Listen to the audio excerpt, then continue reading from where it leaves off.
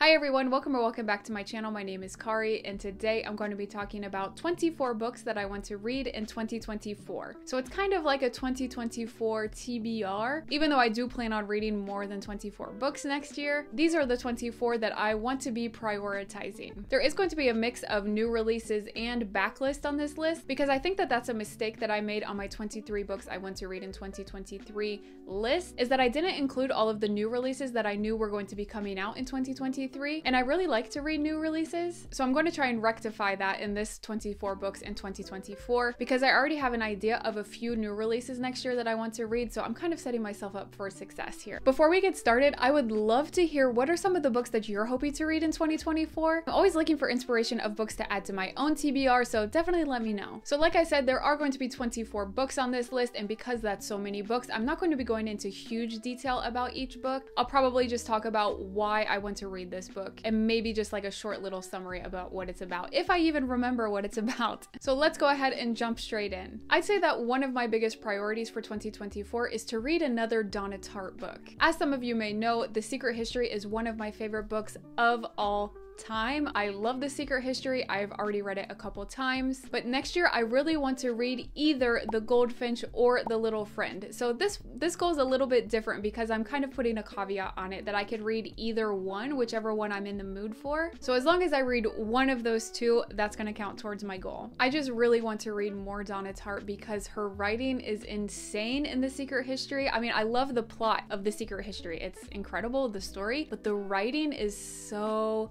beautiful. I just love her writing, so I'm really looking forward to seeing more of that in either The Goldfinch or The Little Friend. Next, another really big priority for me in 2024 is to read A Dance with Dragons by George R.R. Martin. So obviously this is the 5th book in the A Song of Ice and Fire series. I wanted to read this year in 2023, but I never got to it, despite being extremely excited for it. I think the fact that there's nothing after it is really what's holding me back, because obviously we're still waiting for news about the Winds of Winter. But I'm done letting that hold me back. I want to read this and I want to make this a priority in 2024 to read A Dance with Dragons. And hopefully The Winds of Winter is going to be coming out in 2024. I mean, that would be amazing. That would be amazing. The next book that I really want to read in 2024 is The Rachel Incident. I just very recently talked about this in a vlogmas video, but I really want the American cover of this book and I can't find it anywhere here in France, but I really want to read The Rachel Incident. I mean, it's just like a mix of everything that I love in a book, and I have a feeling that this could become a new favorite book for me, but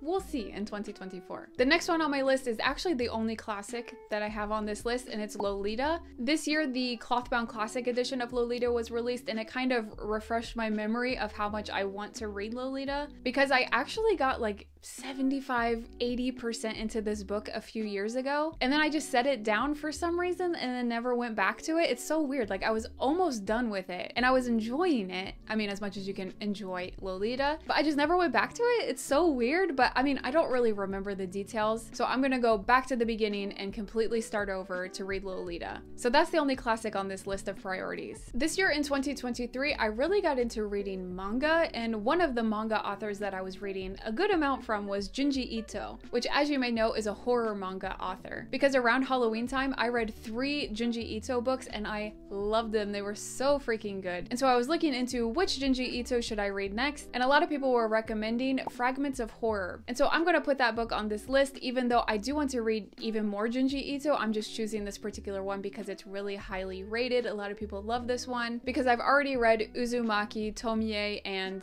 Gaio, however you pronounce it. I've already read the 3 like most famous ones, but a lot of people recommend this Fragments of Horror, so I want to read that plus even more Junji Ito. The next book on this list is no stranger to being called a priority for the next reading year, but I never seem to get around to it, but that's All's Well by Mona Awad. As you may know, Bunny by Mona Awad is one of my favorite books of all time, and this year I read Mona Awad's new book, Rouge, and I loved it, which just confirmed to me that Mona Awad is a me author, that she writes things that I just love, and there's just no reason for me to not have read All's Well yet. Also, it doesn't hurt that this book cover is one of my favorite book covers of all time. I freaking love this book cover, so I need to read this book in 2024. I need to put an end to having this on my endless TBR and read another Mona Awad. Next on this list is a thriller, and it's No Exit by Taylor Adams. For years, I've heard so many good things about this book, but I've just never gotten myself a copy of it. Probably because I can only find this ugly cover. I can't find the original cover anywhere, which looks so much better than all the other covers that exist. But anyway, I really want to read it, not only because I've heard only good things about it, but also I read my first Taylor Adams book this year, The Last Word, and I loved it. It was so much fun. It pulled me out of a reading slump. And so I just want to read more Taylor Adams, especially this one that is so beloved. I just have to read No Exit. Another thriller that I want to read in 2024 is The Kind Worth Saving, which is actually a sequel to Peter Swanson's previous book, The Kind Worth Killing, which I read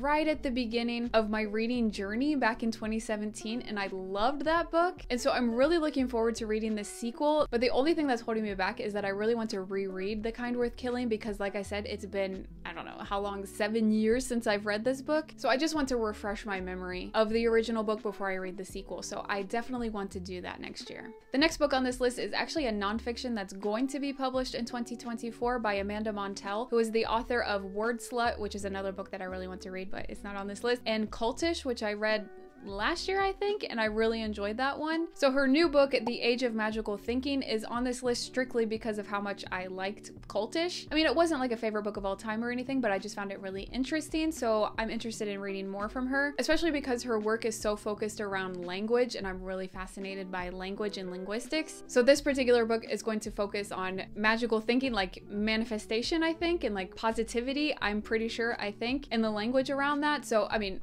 whatever it's about, I'm interested in reading it just because I'm fascinated in her work. Next on this list is another 2024 release, and it's a sequel to a book that came out last year that I read from T. Kingfisher. So the book is What Feasts at Night, which is a sequel to What Moves the Dead, which is a retelling of The Fall of the House of Usher by Poe. And I just loved What Moves the Dead. I thought it was so well done because I'm a huge Poe fan. I love Poe, and she did such a good job. So I'm just really interested in seeing what direction she takes the story in. Next on this list is a thriller that came out this year, and it's called The Chateau. All I really remember about this book is that it's a thriller that takes place in a chateau in France. And if you don't know, I'm American, but I do live in France, and I'm obsessed with all things chateaus, and I love me a thriller. So I mean, this is really like a book for me. I mean, I hope that I enjoy it, but I'm really looking forward to reading this one, so I hope to read that next year. And kind of in the same vein of loving to read things about France because I'm here, is that I discovered this manga called The Rose of Versailles, and I guess it's a manga that takes place at the court of Versailles, and I'm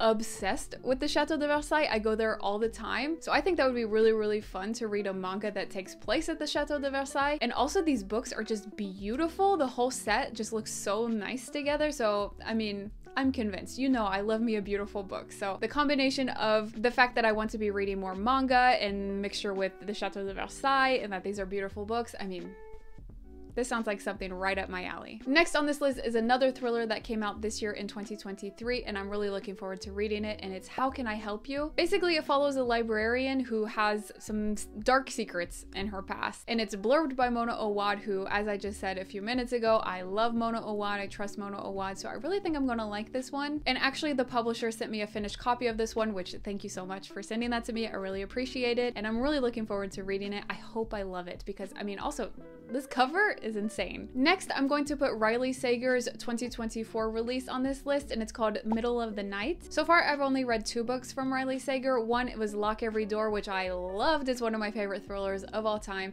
And then I read The House Across the Lake, which was fine. It was a page turner, but I didn't love the twist. And actually, I just got his latest book, The Only One Left, which I'm planning to read before the end of the year. So we'll see how I fall on that one, but I've heard good things about that one. But I'm pretty sure no matter how I feel about The Only One Left, I will be interested to read this new release from him called The Middle of the Night, because it's going to be his first book with a male POV, which is interesting. So it'll be interesting to see what direction that goes in. Next is another thriller that's going to be being released in 2024, and it's The Fury by Alex Michaelides. I have read both of Alex Michaelides' previous books, The Silent Patient and The Maidens. I really liked The Silent Patient, but The Maidens was just fine. was okay. So we'll see how The Fury falls. I'm really hoping I like it because it's going to take place in Greece, which I think will be really interesting because obviously he always implements part of Greek history into his story. So I think it'll be cool to see what he does with the fact that this will actually take place in Greece. So I'm hoping I like this one. The next book that I want to read is a thriller horror book that came out this year, and it's A Haunting on the Hill. Clearly, as you can tell from the title of this book, this is a retelling of Shirley Jackson's The Haunting of Hill House, which I love Shirley Jackson. I love The Haunting of Hill House, so I'm really looking forward to see what they do. The next book that I want to read is a nonfiction that came out this year in 2023, and it's called Monsters: A Fan's Dilemma. And basically it's about, can we separate the art from the artist, which I think is a fascinating thing to learn about and to discuss. So I'm really looking forward to seeing the arguments that they have in this book, and I've heard pretty good things about it, so we'll see. I hope I enjoy it. Next on this list is just a general literary fiction book, and it's Paradise by Fernanda Melchior. Honestly, I don't even remember what this book is about, but I've heard nothing but fantastic things about this book. And also this year in 2023, I really got into reading Fitzcarraldo editions, and obviously Paradise is published by Fitzcarraldo, and I had really good luck with their books that they publish, so I'm hoping that I love this book as much as everyone else does. And speaking of Fitzcarraldo, there was an Annie or No that was republished by Fitzcarraldo that I'd be really interested in reading, because I did read 3 Annie or No books this year that were published by Fitzcarraldo, and another one that I want to read from Fitzcarraldo is The Years. I really enjoyed all 3 things that I read from Annie or No this year, so I'm really looking forward to reading something else from her. Next on this list is a short story collection, which I very rarely read short story collections, but this one just sounded right up my alley. It's Out There by Kate Folk. I would really like to find a short story collection that I connect to, and I'm hoping that this is the one. Next on this list is another book that connects to my love for France and French history, and it's The Disenchantment. I don't really remember too much about what this book was about, but I do remember that it was set at the court of Louis XIV, aka at the Chateau de Versailles, which I already said I love that, and the fact that it's a queer historical fiction set at this time. So I mean, that just sounds incredible. I'm really looking forward to reading this. Even though I'm really not into reading historical fiction, I think because of some of these elements that are in this book, I think I could love it more than I usually do for historical fiction. Next on the list is a nonfiction book that's actually just about to come out. I think in maybe like a week and a half it's going to come out, and it's the latest book from Ed Winters, and it's called How to Argue with a Meat Eater and Win Every Time. As you may know, I did previously read This Is Vegan Propaganda, and I loved it. It was life-changing for me. As you may know, if you watched my mid-year book freakout tag, that I did go to a small meetup with Ed this summer in Paris because he was here to celebrate the French translation of his book, This Is Vegan Propaganda. And so he did a little talk in this tiny little bookshop. It was so much fun. It was so like intimate. I mean, there were only like 20 of us or so that came to listen to him talk, but it was so fun. And then he signed my copy of This Is Vegan Propaganda, and I got to talk to him one-on-one for a little bit, and it was just so fun because his work has literally changed my life. So I'm really looking forward to reading this new book, because if you follow Ed on YouTube, maybe you'll know that he does these debates with college students on college campuses, and his debating skills are insane. I mean, obviously he has the like data to support himself, and he has all the facts to like be on the winning side, but just his manner of debating is so convincing and so powerful and so effective that I think it'll be really fun to see what his tips are for debating about veganism. I did already pre-order this. I pre-ordered a signed edition from Waterstones, even though I already have a personalized signed edition of This Is Vegan Propaganda. Like, he addressed it to me, and the one from Waterstones is just going to be his signature, but I just really wanted to support the book by pre-ordering it. So I'm really looking forward to reading that. Next on this list is actually a continuation of a series that I started reading at the end of 2022. I read the first 2 volumes of the A Song of Ice and Fire manga series. It follows exactly the same story of the original A Song of Ice and Fire books by George R.R. Martin. It's just in manga format. And like I said, I read the first 2 volumes, which is still in the first book of the A Song of Ice and Fire series, at the end of 2022. So I would really like to continue in that series. All right, my battery died, so sorry if you moved around a bit. So I'd really like to get back in that series, especially because it follows very closely the original source text of the A Song of Ice and Fire series by George R.R. Martin, because I just love consuming anything concerned with Westeros in any way possible. Like, I think about A Song of Ice and Fire literally every single day, so it's just really fun to consume this story in a different way, especially because I've gotten so into manga this year. I think it'd be really fun to jump back into this series. And the last book on this list is actually a book that I've been meaning to read for a few Halloweens now, but I just haven't, and that's Slewfoot by Brahm. The problem is that I really want to read this around Halloween, but there's always so many books that I want to read around Halloween. I just haven't made this one a priority, which is a shame. So I really think that for Halloween 2024, 2024, this is going to be my #1 priority to read at Halloween time because I've heard nothing but good things about this book. So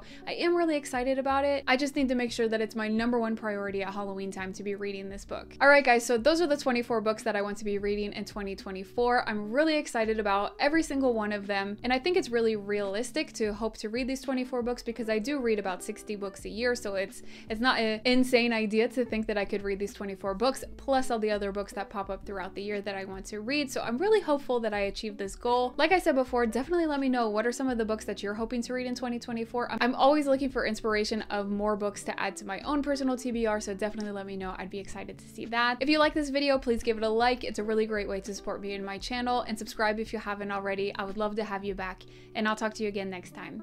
Bye!